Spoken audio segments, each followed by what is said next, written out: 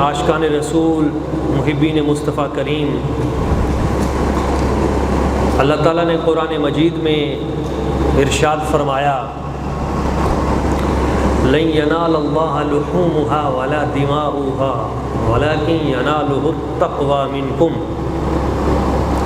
اللہ تعالیٰ کی ذات و برکات کو تمہارا گوشت اور تمہارا خون نہیں پہنچتا، ولیکن ینالہ التقوی منکم، اس ذات تک اگر کوئی چیز پہنچتی ہے تو تمہاری طرف سے تقوی پہنچتا ہے۔ وہ ذات یہ دیکھتی ہے کہ تم متقی کتنے ہو۔ یہ آیت مبارکہ اپنے مفہوم میں بالکل واضح ہے۔ قربانی کرنا ایک بڑا حسین و جمیل عمل ہے، اور عید قربان کے موقع پر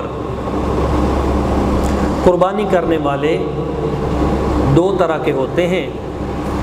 ایک قربانی کرنے والا وہ ہوتا ہے جس کا مقصد اللہ تعالیٰ کی رضا حاصل کرنا ہوتا ہے۔ وہ جب جانور کے گلے پہ چھری چلاتا ہے تو اس وقت اس کے پیش نظر رضائے باری تعالیٰ ہوتی ہے، میرا رب راضی ہو جائے۔ وہ قربان کرتا ہی اس لیے ہے کہ یہ اللہ کریم کا حکم ہے، اللہ کے نبی حضرت ابراہیم علیہ السلام کی سنت ہے، نبی پاک صلی اللہ علیہ وآلہ وسلم حضور کی سنت ہے، اور صحابہ و تابعین اور اہل بیت اطہار ان کا معمول ہے۔ تو میں ان کے طریقے کو ادا کر رہا ہوں تاکہ میرا رب راضی ہو جائے۔ رب راضی ہو جائے تو سب کام سیدھے ہو جائیں۔ اس مقصد کے لیے جب کوئی شخص قربانی کرتا ہے تو اللہ تعالیٰ اس کی قربانی کو قبول فرماتا ہے۔ ایک دوسرا مقصد ہوتا ہے قربانی کرنے کا، وہ مقصد یہ ہوتا ہے کہ میں قربانی کروں، میری بلے بلے ہو، لوگوں کو پتہ چلے چودھری صاحب نے بہت بڑا اونٹ کیا ہے، تو ذرا چکر شکر بھی لگاؤں، لوگوں کو تھوڑا سا بتاؤں بھی، اور بیل کیا ہے بہت تگڑا، اور بکرے بھی بہت بڑے بڑے کیے ہیں، اور یہ ہے کہ پورے محلے میں ایک پتہ لگ جائے ہر ایک کو کہ جی چودھری صاحب نے کمال کر دیا ہے، نواب صاحب نے اس مرتبہ اتنی قربانیاں کی ہیں۔ تو قربانی کا مقصد پورے محلے پر اور پورے علاقے پر اپنی دھاک بٹھانا، کہ پورے محلے کے لوگوں کو، علاقے کے لوگوں کو پتہ چلے کہ بڑا پیسہ ہے، بڑا مال ہے، اور کمال کر دیا ہے جی، تاکہ لوگوں میں اور خوف پیدا ہو میرا، اور لوگ میری سخاوت کے چرچے کریں، اور قربانی والے دن پھر آئیں، میں لوگوں کو تقسیم کروں، لوگوں کو پتہ چلے اس علاقے کا ان داتا یہ ہے، اس علاقے کا بڑا سیٹھ اور چودھری یہ ہے، اتنے 2-3 دن تک اس طرح جناب میرے چرچے ہوں، لوگوں میں میرے نام ہوں۔ تو یاد رکھیں، جو شخص خود کے لیے قربانی کرے گا اسے یہی ملے گا دنیا میں جو نام شام اس کا بن گیا، 4 دن اس کی بلے بلے واہ واہ ہو گئی۔ جو خود کے لیے کرے گا اسے یہ کچھ ملے گا، جو خدا کے لیے کرے گا اسے اگلے جہان سب کچھ ملے گا۔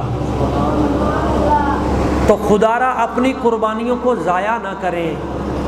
اگر اللہ تعالیٰ نے آپ کو توفیق دے دی ہے تو آپ اس بات کا رب کی بارگاہ میں شکر ادا کریں، یا اللہ تیرا شکر ہے، میں تو اس قابل ہی نہیں تھا، میری تو یہ حیثیت ہی نہیں تھی، میرے تو عمل ہی ایسے نہیں ہیں کہ میں قربانی کر پاتا، یہ تو تیرا فضل مجھ پہ ہو گیا ہے، تیری مہربانی ہو گئی ہے، تو یا اللہ کمی کوتاہی ہے جیسی بھی ہے یا اللہ قبول کر لے۔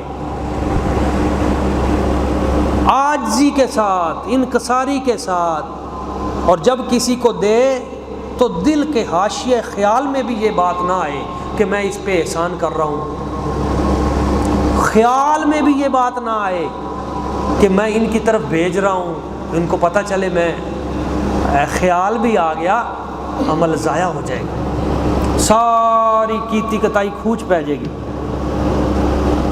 پنجابی چاندن کیتی کتائی کھوچ پہ جانا، سب کیا کرایا دھرا رہ جائے گا۔ نہیں، اس سے بچنا، اللہ کو راضی رکھنا اور قربانی کر کے یہ سمجھنا کہ یا اللہ تیرا شکر ہے تو نے مجھ سے یہ کام لے لیا، تیری مہربانی ہے، چلو تیری مخلوق کا بھلا ہو جائے، لوگوں تک بھی تو راضی ہو جا۔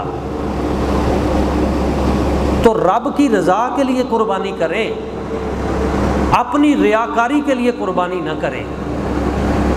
ایک تو یہ مسئلہ بڑا اہم ہے جس سے بہت سے لوگ اپنی قربانی ضائع کر بیٹھتے ہیں۔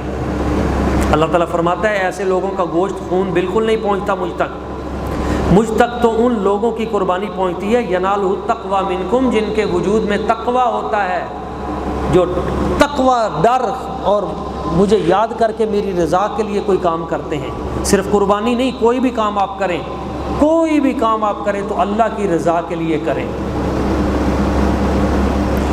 اور دوسری چیز یہ ہے کہ یہ جو قربانی ہے جب اللہ کے لیے کرنی ہے تو پھر کوشش کریں کہ یہ واقعی اللہ تعالیٰ کی ذات ببرکات کے لیے ہو، اور اس میں وہ روح نظر آئے جو حضرت جناب سیدنا ابراہیم علیہ السلام نے اپنے بیٹے کو اللہ تعالیٰ کی بارگاہ میں پیش کرتے ہوئے پیش کی تھی۔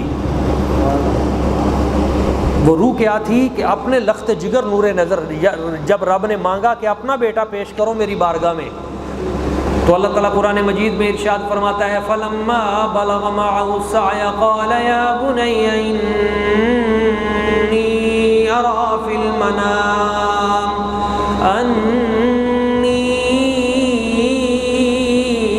أَذْبَحُكَ فَانظُرْ مَاذَا تَرَىٰ قَالَ يَا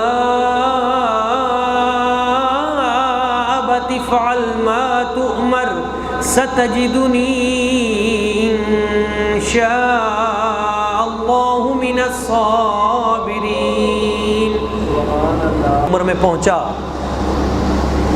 تو کیا دیکھا؟ بیٹا میں خواب دیکھتا ہوں کہ میں اللہ تعالیٰ کی بارگاہ میں تجھے پیش کرتا ہوں، ذبح کرتا ہوں، تیرا کیا ارادہ ہے؟ تو کہا ستجدنی انشاء اللہ من الصابرین۔ ابا جی جو حکم ملا ہے آپ کر دیں، آپ مجھے صبر کرنے والوں میں سے پائیں گے۔ ایک بیٹے کو اپنے باپ کے ساتھ کتنا مخلص ہونا چاہیے، وہ قربانی کا واقعہ بتاتا ہے۔ ہمیں گوشت تو یاد ہے، باپ بیٹے کی گفتگو یاد نہیں ہے۔ باپ ابراہیم علیہ السلام نے کہا بیٹا میں تجھے رب کی بارگاہ میں پیش کرنا چاہتا ہوں تیری گردن پہ چھری چلا کے، تیرا کیا ارادہ ہے؟ تو بیٹے کو اپنے باپ سے اتنا پیار تھا اور ادب تھا اور احترام تھا، ہاتھ باندھ کر حضرت اسماعیل علیہ السلام جھک گئے باپ کے سامنے، عرض کی ابا جی ایک بار کیا آپ کروڑوں بار میری گردن پہ چھری چلا دیں، جیسے آپ کو حکم ملا ہے آپ کر دیں، آگے سے ہلکی سی آواز بھی نہیں کروں گا، ستجدنی انشاءاللہ من الصابرین، آپ دیکھیں گے کہ میں صبر کرنے والوں میں سے اللہ تعالیٰ مجھے کر دے گا۔ آج باپ تھوڑی سی بات کہتا ہے تو بیٹا آگے سے سیدھا ہو جاتا ہے، ماں تھوڑی سی بات کہتی ہے تو آگے سے بیٹی جواب دے دیتی ہے۔ بھائی قربانی کا اصل مقصد تو یہ باپ بیٹے کے سوال و جواب تھے جو ہم بھول گئے ہیں کہ ماں باپ کا ادب اتنا ہے، جان مانگے تو جان پیش کر دیں، مال کیا چیز ہے، یہ دنیا کی دولت کیا چیز ہے۔ تو جب ہم قربانی کریں تو قربانی میں اپنے ماں باپ کو یاد رکھیں، ان سے محبت کا اظہار کریں، ان سے پیار کا اظہار کریں، ان کی خدمت میں اس قربانی کا گوشت بھی پیش کریں۔ ایسے بھی لوگ ہیں جو قربانی کرتے ہیں ماں باپ کو پوچھتے تک نہیں ہیں۔ تو ایک یہ مسئلہ یاد رکھنا ہے۔ دوسرا ایک مسئلہ بڑا اہم ہے جو عام طور پہ کوئی بتاتا نہیں ہے، وہ بھی آپ کو عرض کر دوں۔ قربانی کا بہت اہم مسئلہ ہے۔ بھئی قربانی فرض کس پہ ہے؟ شریعت نے قربانی سب پہ فرض نہیں کی، جو صاحب نصاب ہے اس پہ قربانی فرض ہے، ٹھیک ہے؟ اچھا ایک اور مسئلہ بڑا اہم ہے، زکوٰۃ کا نصاب اور ہے، قربانی کا نصاب اور ہے۔ زکوٰۃ کا نصاب یہ ہے کہ 52.5 تولہ چاندی کی قیمت آپ کے پاس اگر پورا سال موجود رہی ہے، یعنی تقریباً 1,10,000 روپیہ بنتا ہے، اتنا پیسہ اگر آپ کے پاس پورا سال رہا ہے تو آپ پہ زکوٰۃ فرض ہے۔ اوکے، سمجھ آ گئی بات؟ لیکن قربانی کے لیے پورا سال پیسے رہنے ضروری نہیں ہیں۔ 3 دن قربانی کے اگر آپ کے پاس اتنا مال ہے تو آپ پہ قربانی فرض ہے۔ 3 دن قربانی سے پہلے 1 روپیہ بھی نہیں تھا، 3 دن قربانی کے بعد بھی 1 روپیہ نہیں ہے، لیکن ان 3 دنوں میں پیسے ہیں، آپ پہ قربانی فرض ہے۔ ایک اور فرق یاد رکھیں، زکوٰۃ کا مسئلہ اور قربانی کا فرق ہے اس میں، یہ بڑا اہم مسئلہ ہے، لوگوں کو اکثر نہیں پتہ۔ زکوٰۃ میں جو آپ کا ذاتی رہائشی مکان ہے اس پہ زکوٰۃ نہیں ہے۔ ایک مکان یہاں ہے ایک بندے کا، ایک مکان جو ہے وہ دوسرے بندے کا بہاول نگر ہے، تیسرا اس کا مکان لاہور ہے، چوتھا اسلام آباد ہے۔ ذاتی مکان ہے، اس پہ زکوٰۃ نہیں ہے، یہ یاد رکھیں۔ ہاں، ایک بندے کے پاس 4 گاڑیاں ہیں، ایک چھوٹے چھوٹے کاموں کے لیے ہے، ایک ذرا شہر سے باہر جانے کے لیے ہے، ایک اس نے لاہور جانے کے لیے ہے، ایک باہر جانے کے لیے، ذاتی اس نے اپنی ڈرائیونگ کے لیے خود سفر کرنے کے لیے رکھی، 4 گاڑیاں 5 رکھی ہیں، اس پہ زکوٰۃ نہیں ہے۔ ڈاکٹر صاحب ایک مکان ادھر بنا لیتے ہیں، ایک 43 اڈے پہ بھی کوٹھی بنا لیتے ہیں، ادھر بھی رہیں ادھر بھی رہیں، زکوٰۃ نہیں ہے۔ اس سے اضافی جو پیسے ہوں گے اس پہ زکوٰۃ ہوگی، اس سے اضافی جو مال ہوگا ضروریات اصلیہ کا اس پہ زکوٰۃ ہوگی۔ لیکن یاد رکھیں قربانی کا مسئلہ بڑا عجیب ہے۔ ایک مکان جس میں آپ رہتے ہیں، اس کے علاوہ بھی اگر آپ کا کوئی پلاٹ پڑا ہوا ہے آپ پہ قربانی ہے، بلکہ 2 سوٹ آپ کے جو ضرورت ہے آپ کی، زکوٰۃ میں آپ کے گھر میں 50 سوٹ بھی پڑے ہیں نا آپ کے، وہ آپ کے پہننے کے ہیں، اس سے اضافی اوپر جو مال ہوگا اس پہ زکوٰۃ ہے۔ لیکن قربانی میں 2 سوٹ آپ کے پڑے ہیں آپ کے پاس، اس سے اوپر جو 10 سوٹ پڑے ہیں یا 15، ان سب کے پیسے بنائے جائیں گے۔ 2 جوتیاں آپ کے پاس ہیں، اس کے اضافی جو پڑی ہیں ان کے پیسے بنائے جائیں گے۔ گھر میں آپ نے LED لگا کے رکھی ہوئی ہے، 1.5 لاکھ کی LED ہے بڑی، آپ کے میں تو بہت غریب آدمی ہوں، شریعت کہتی نہیں یہ ضرورت کی چیز نہیں ہے، یہ جو LED آپ نے لگا کے رکھی ہے یہ ضرورت کی چیز نہیں ہے، قربانی فرض ہے۔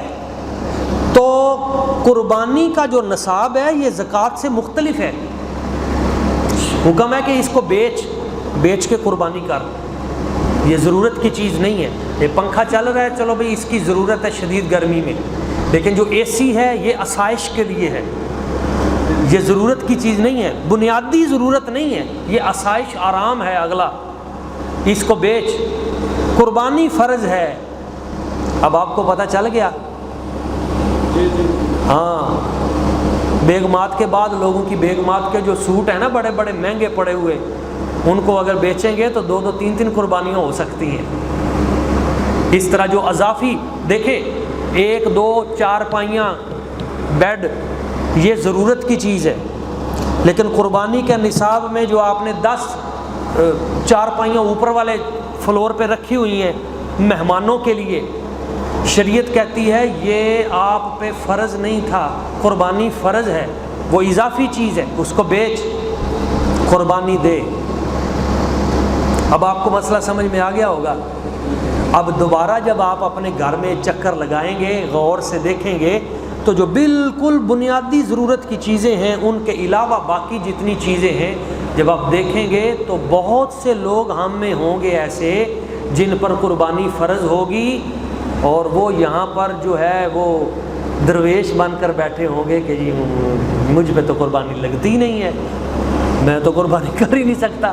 نہیں، یہ ابتدائی بنیادی چیزوں کے علاوہ جس کے پاس اضافی گھر کی چیزیں پڑی ہوئی ہیں تو حکم ہے کہ وہ ان کو بیچ کر بھی قربانی ادا کریں۔ اور یہاں بہت سے لوگ ہیں جن کے پاس بہت کچھ ہوتا بھی ہے لیکن اس کے باوجود اللہ تعالیٰ ان کو قربانی کی توفیق نہیں دیتا، کوٹھیاں بڑی بڑی ہیں، مکان بڑے بڑے ہیں اور ان کے اخراجات بھی بہت ہیں، پوچھا جائے گا اور نہیں جی 20 لاکھ روپیہ قرضہ آ گئے، 20 لاکھ آپ نے جو قرضہ لیا تھا وہ سود پہ لیا تھا، کاروبار کے لیے، ضرورت کے لیے نہیں لیا تھا، وہ کسی اور کام کے لیے لیا تھا۔ مگر شریعت کیا کہتی ہے؟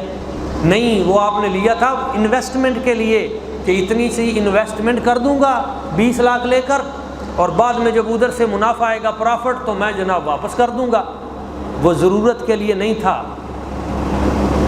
تو اس مسئلے کو بڑی اہمیت والا یہ مسئلہ ہے۔ کوشش کریں قربانی دیں، اور قربانی قربان کرنے کا نام ہے۔ اور یہ سوالات پیدا تب ہوتے ہیں کہ یہ بھی عرض کر دوں کہ جی بندہ ماڑا ہے، بہت برا حال ہے جی، تے قربانی، بھائی دیکھیں مجھے یا آپ کو تو اس کا کوئی ذاتی فائدہ تو نہیں ہے، ہم تو اس کے فائدے کی بات کر رہے ہیں۔ جو بندہ اس بات سے ڈرتا ہے کہ نہیں جی وہ حالات ایسے ہیں قربانی سے تو 20-25 ہزار روپیہ نکل جائے گا، سرکل میں سے نکل جائے گا، تو پھر میرا کیا بنے گا؟ اللہ کے بندو، قربانی تو رزق بڑھانے کی کنجی ہے۔ قربانی رزق بڑھانے کی کنجی اور چابی ہے۔ اس سے رزق بڑھے گا، گھٹے گا نہیں۔ آپ نے اللہ تعالیٰ کو ڈائریکٹ ایسے پکڑ کے نہیں دینا وہ جانور، آپ نے کیا کرنا ہے؟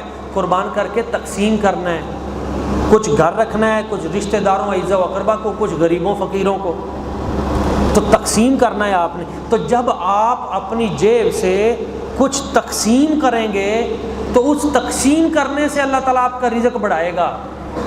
یہ رزق بڑھانے کا گر ہوتا ہے۔ حضرت پیر سید جماعت علی شاہ صاحب محدث علی پوری رحمۃ اللہ تعالیٰ علیہ، میں پڑھ رہا تھا ان کی سیرت میں، اب یہ کتاب میں لکھ رہا ہوں اس حوالے سے، تو لوگوں نے کہا حضرت آپ سرانے کے نیچے پتہ نہیں کہاں سے پیسے آ جاتے ہیں، ادھر سے نکال کے دے رہے ہیں۔ ادھر سے ایک شخص آیا، حضرت ہم نے ادھر علی گڑھ میں مسلم یونیورسٹی بنانی ہے، 6 لاکھ روپیہ دے دیا، آج کا 6 ارب روپیہ بنتا ہے وہ۔ ادھر سے ایک آگے جی ادھر مسجد بنانی ہے فیصل آباد میں، آپ نے لاکھوں روپیہ دے دیا۔ ادھر سے کوئی آگے، اس کو لاکھوں روپیہ دے دیا۔ حج پہ جا رہے ہیں تو وہاں پہ آپ نے لاکھوں کروڑوں روپے ایسے ہی لٹا دیے۔ ایک وہاں کا بہت بڑا عرب شیخ تھا، تو حضرت جماعت علی شاہ صاحب محدث علی پوری وہاں گئے، تو جو بھی آتا تھا تو آپ اس کو پیسے بانٹتے تھے۔ تو اس عرب کو بھی ایک دن جوش آیا کہ میں بھی بانٹتا ہوں، تو وہ بھی آپ کے ساتھ کھڑا ہو گیا۔ تو آپ سب کو ایسے دے رہے تھے، تو اس نے بھی نا سب کو 3 یعنی کچھ روپے ساتھ دینے شروع کر دیے۔ تو وہ کمرہ بھرا ہوا تھا، وہ سارے لے کے چلے گئے، تو اتنی عوام ہی اور آ گئی۔ آپ نے پھر اسی طرح دینے شروع کر دیے۔ اب اس نے دیکھا کہ یہ کیا بنا، تو اس نے 1 ریال کم کر دیا، باقی دینے شروع کر دیے۔ وہ کمرہ وہ فل ہو کے باہر چلے گئے، ایک اور اس طرح کے لوگ اور بھر گیا کمرہ، پھر اس نے 2 روپے اور کم کر دیے۔ جب چوتھی مرتبہ دنیا اس سے بھی زیادہ آ گئی اور حضرت پیر جماعت علی شاہ صاحب اسی طرح دیتے جا رہے ہیں، تو اس نے وہ اپنا جو کچھ تھا اس کا کھاتا ختم ہو گیا۔ کہنے لگا مجھے اجازت۔ آپ نے پنجابی میں فرمایا تو تا سید ہے، ایک جھٹکا بھی نہیں سیا، تھوڑی دیر تک کھڑو ساڑھے نا۔ تو وہ کہنے لگا بابا جی بات یہ ہے، آپ کا جو ہاتھ ہے وہ تو خدا کے خزانے میں ہے، ہم تو دنیا دار لوگ ہیں، ہماری تو بس ہو گئی ہے۔ تو آپ سے کسی نے کہا حضور بات یہ آپ اتنا خرچ کرتے ہیں ہاتھ روکتے ہی نہیں ہیں، تو کچھ تو روکیں۔ تو آپ نے ایک جملہ کہا بندے کی پوری زندگی بدل دیتا ہے۔ آپ نے فرمایا میں نے قرآن میں جہاں بھی پڑھا ہے وہ یہ پڑھا ہے، یا ایھا الذین آمنوا انفقوا، اے ایمان والو خرچ کرو، اے ایمان والو خرچ کرو۔ میں نے قرآن میں ایک جگہ بھی یہ نہیں پڑھا یا ایھا الذین آمنوا اجمعوا، اے ایمان والو جمع کرو۔ قرآن میں ایک جگہ بھی جمع کرو نہیں آیا، قرآن میں جہاں بھی آیا وہ خرچ کرنا آیا ہے۔ تو جنہوں نے خرچ کیا اللہ نے ان کے رزق کو بڑھا دیا، ان کے ہاتھ خدا کے خزانے میں داخل ہو گئے۔ تو یہ قربانی تو اللہ تعالیٰ نے فرض کی ہے، اس میں تو برکتیں بڑی ہیں جب آپ تقسیم کرتے ہیں۔ ایک یہ بھی مسئلہ یاد رکھ لیں کیونکہ بعد مسائل بڑے ضروری ہیں سیکھنے۔ اگر کسی کا خاندان بہت بڑا ہے تو وہ قربانی کا گوشت جو ہے وہ ان سب میں بھی تقسیم کر سکتا ہے۔ وہ سمجھتا ہے کہ یہ مستحقین ہیں تو وہ ان میں بھی تقسیم کر سکتا ہے۔ یہ جو ہم کہتے ہیں نا کہ قربانی کے 3 حصے، یہ قربانی کے 3 حصے کرنا یہ فرض یا واجب نہیں ہے۔ یہ ایک مستحب عمل ہے، اچھا عمل ہے کہ اس کو 3 حصوں میں بانٹ لیا جائے، ایک خود گھر کے لیے رکھا جائے، ایک آپ اپنے رشتہ داروں کے لیے رکھیں، اور ایک جو ہے وہ غریب فقراء مساکین ان کے لیے رکھیں۔ لیکن اگر آپ دیکھتے ہیں کہ میرے رشتہ دار وہ خود بہت تگڑے ہیں، دور دور ہیں، اور یہاں پہ جو غریب فقراء ہیں وہ زیادہ ہیں، تو آپ ان کو زیادہ بانٹ سکتے ہیں۔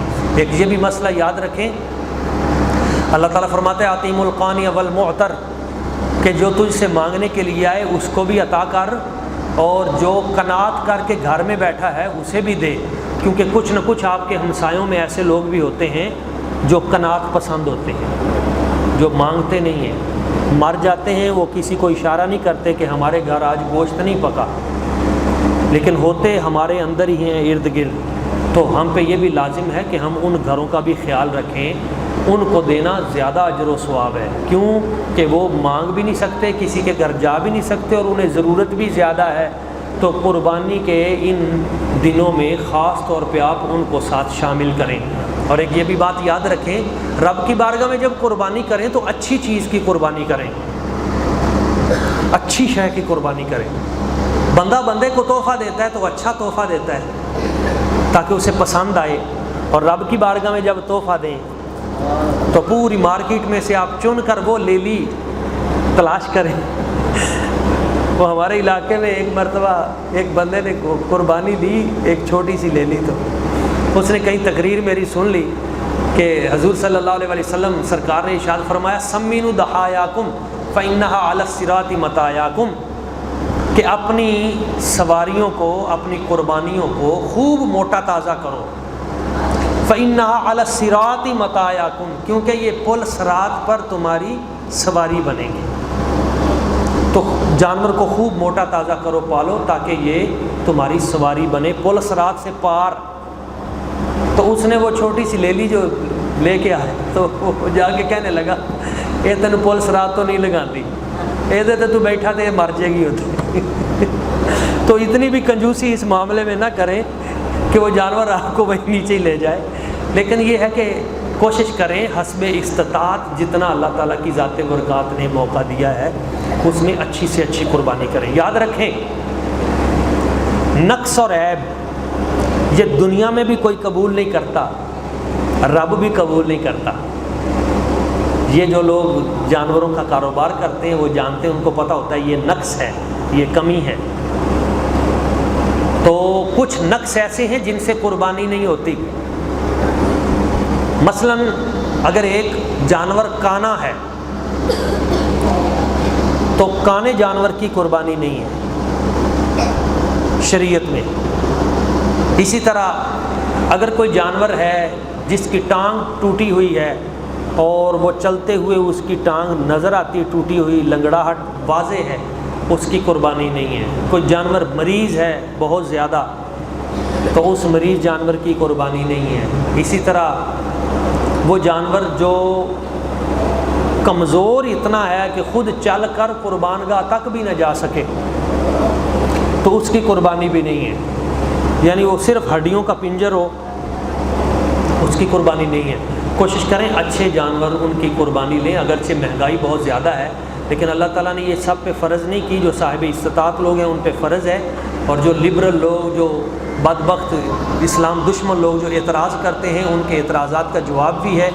وہ کہتے ہیں کہ اسلام جو ہے وہ لوگوں کو کیا دیتا ہے، تو بھئی اسلام 3 دن تک ایسی دعوت کرتا ہے جیسی دعوت دنیا میں کوئی مذہب نہیں کرتا۔ دیکھیں نا، آپ نے جانور خود خریدا، پیسے خود لگائے، سخت مہنگائی کے دور میں لے کے آئے، ذبح کر کے اچھا گوشت بنا کے پھر آپ نے ہمسایوں میں تقسیم کیا، آپ نے فقیروں میں تقسیم کیا۔ اس سے خوبصورت منظر دنیا میں کون سا ہو سکتا ہے؟ دنیا کا کون سا ملک ہے جہاں جائیں تو وہ آپ کو شوارما فری دے دیں؟ یورپ میں آپ جائیں آپ کو پانی کا ایک گلاس فری نہیں ملتا۔ یورپ پورے میں آپ چکر لگا لیں، پانی نہیں آپ کو کوئی اس طرح، یہ ہمارے ہاں تو رواج ہے نا کہ ایسے کولر لگے ہوتے ہیں، گھڑے لگے ہوتے ہیں، اس طرح مطلب کوئی نہ کوئی، وہاں نہیں ہے۔ وہاں جو بھی چیز ہے آپ پے کریں گے پیسے۔ یہ اسلام کا حسن ہے، یہ ہمارے ملک کا بھی حسن ہے ہم پازیٹیو چیزیں نہیں بیان کرتے، نیگیٹو چیزیں صرف بیان کرتے ہیں۔ یہ خوبصورتی ہے کہ یہاں پہ ہر خاتون ہو یا مرد ہو قربانی کرتے ہیں، وہ لوگوں میں تقسیم کرتے ہیں، اس سے محبتیں پھیلتی ہیں، اس سے نفرتیں ختم ہوتی ہیں، اس سے انسانیت کا احترام پیدا ہوتا ہے، اس سے اللہ تعالیٰ کی ذات پہ یقین بڑھ جاتا ہے۔ تو ہم ضرور انشاءاللہ تعالیٰ اس کار خیر میں بھی اپنے طور پہ حصہ لیں گے اور ارادہ کریں کہ اللہ تبارک و تعالیٰ کے حکم کے مطابق ہم قربانی کریں گے، اور نبی کریم صلی اللہ علیہ وسلم اور حضرت سیدنا ابراہیم علیہ السلام آپ کی سنت کو ہم تازہ کریں گے، اور ہم اپنے بچوں کو بھی یہ عمل سکھائیں کہ تمہارے باپ دادا وہ یہ قربانی کرتے تھے، بیٹا ہم جب نہ رہیں تو پھر بھی تم یہ قربانی کرتے رہنا، اور جو دنیا سے چلے جاتے ہیں ان کی طرف سے بھی قربانی کی جاتی ہے۔ یہ مسئلہ یاد رکھیں۔ بہت سے لوگ فون پہ مجھ سے یہ مسائل آج کل خاص طور پہ پوچھ رہے ہیں کہ جی ابا جی فوت ہو گئے ہیں تو اب قربانی کرنی ہے، پہلا سال ہے تو اب ہم قربانی ان کی طرف سے کریں یا اپنی طرف سے کریں؟ تو یہ مسئلہ اچھے طریقے سے سمجھ لیں، پہلے قربانی آپ اپنی طرف سے کریں گے، کیونکہ آپ پر قربانی کرنا فرض ہے۔ اب آپ نے اپنے والدین کی طرف سے کرنی ہے تو اپنی قربانی پہلے کر کے اضافی آپ میں ہمت طاقت ہے استطاعت تو آپ ان کے لیے الگ قربانی لیں، وہ اضافی قربانی ان کی طرف سے کریں۔ اور یہ بھی یاد رکھیں والدین دونوں کی طرف سے ایک قربانی نہیں ہوگی، یہ قربانی کا مسئلہ بڑا اہم ہے۔ بعض لوگ ایک ہی قربانی سب کی طرف سے کر دیتے ہیں، نہیں، ماں کی طرف سے کر لیں، اگلے سال باپ کی طرف سے کر لیں، اگلے سال کسی اور کی طرف سے، اس طرح کر لیں۔ اور اللہ تعالیٰ اگر موقع دے تو بڑی قربانی میں آپ اپنی طرف سے بھی کریں، اپنے گھر والی کی طرف سے بھی کریں، آپ اپنے بزرگوں کی طرف سے بھی کریں، اپنے مرشد کریم کی طرف سے بھی کریں۔ اللہ تعالیٰ موقع دے تو پھر نبی کریم صلی اللہ علیہ وسلم حضور کی ذات برکات جن کے صدقے یہ ساری برکتیں ملی ہیں، تو ایک قربانی حضور کے نام پر بھی کریں، کیونکہ یہ سرکار کا فرمان تھا مولا علی پاک کے لیے کہ تم ایک قربانی اپنی طرف سے کرنا، ایک قربانی میری طرف سے بھی ہر سال کیا کرنا۔ مولا علی شیر خدا ساری زندگی دو قربانیاں کرتے رہے، ایک اپنی طرف سے کرتے رہے، ایک حضور کی طرف سے کرتے رہے۔ اس میں یہ بھی مسئلہ ثابت ہو گیا کہ اللہ نے اہل سنت کو سچا پکا عقیدہ عطا کیا ہے۔ وہ لوگ جو کہتے ہیں کہ ایک کا ثواب دوسرے کو نہیں پہنچتا، تو اللہ کے بندو یہ مسئلہ یاد رکھیں، اگر ایک کا عمل دوسرے کو پہنچتا نہیں تو مولا علی حضور کی طرف سے قربانی کیوں کرتے رہے؟ یہ پکا ٹھکا مسئلہ ہے، اللہ نے اہل سنت کو سچا عقیدہ دیا ہے، اور اسی عقیدے پہ ہمیشہ قائم رہیے گا۔ اپنی طرف سے بھی اپنے بزرگوں کی طرف سے بھی احسان ثواب ضرور کیا کریں، یہ سلسلہ خیر چلتا رہے۔ آج آپ کریں گے، کل آپ دنیا سے چلے جائیں گے تو آپ کے بچے آپ کی طرف سے بھی یہ نیکی کرتے رہیں گے۔ اللہ تعالیٰ کی بارگاہ میں دعا ہے جو چند چیزیں میں نے بیان کی ہمیں سمجھنے کی، ان پہ عمل کرنے کی اور آگے پہنچانے کی توفیق عطا فرمائے۔ آمین۔ وما علینا الا البلاغ۔